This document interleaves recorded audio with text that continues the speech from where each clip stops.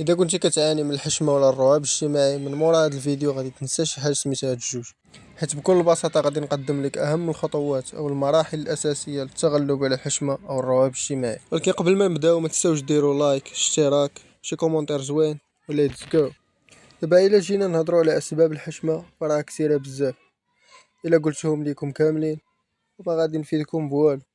لذلك غادي ندوزو مباشره للاهم، وهي الخطوات الاساسيه اللي غادي تخليك تتغلب على الحشمه. اول خطوه هي عمرك تقول على راسك باللي انت كتحشم. راه اوتوماتيكمون ملي كتقول انت كتحشم فراك ديريكت كتهدم داك الثقه اللي عندك في النفس، وصافي انت عطيتي على راسك واحد الحكم مسبق. يعني الخطوات الجايين ما غادي يفيدوك بوالو.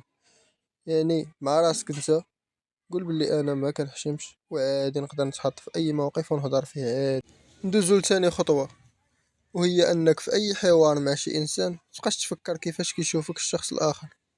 خليك على طبيعتك بحال كتهضر مع والديك ولا العائله ولا شي صاحبك. ثالثا وهي المبادره، مثلا انت راكب في شي طاكسي، غير مع مول الطاكسي حاول تجبد شي حوار وعيش اللحظه. منها انت كتستافد من داك الحوار، ومنها كتكون تكلمتي وعبرتي على راسك بحريه مع شي شخص غريب. دابا ندوزو الرابع خطوه، وهي في نظري اهم خطوه، وهي انك تناقش مع ناس كبار منك. حبذا لو يكونوا بالسوايع.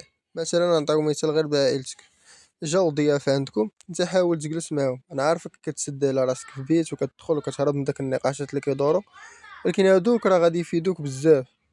علاش؟ هما دايرين غير في عائلتك، ماشي شي ناس برانيين، وفي نفس الوقت راك غادي تستافد منهم. حاول تجلس ناقش معاهم عادي جدا، راه مهارة التواصل غادي تنمى عندك يوم بعد يوم، ستيب باي ستيب. وهاد الخطوات اللي قلت لك دابا حاول تطبقهم بزاف.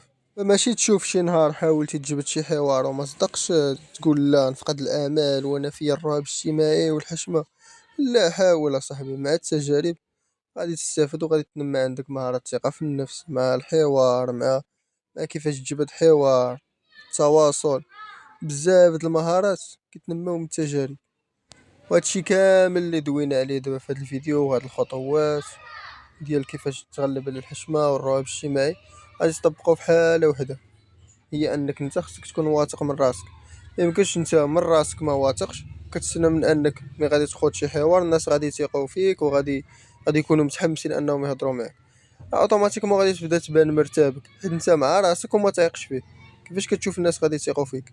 وبهذا غادي نكون وصلنا لنهاية هذا الفيديو. ما تنساوش تخليو لي الآراء ديالكم في التعاليق، غادي نقراهم كاملين، ونشوفكم في الفيديو الجاي ان شاء الله. تهلاو.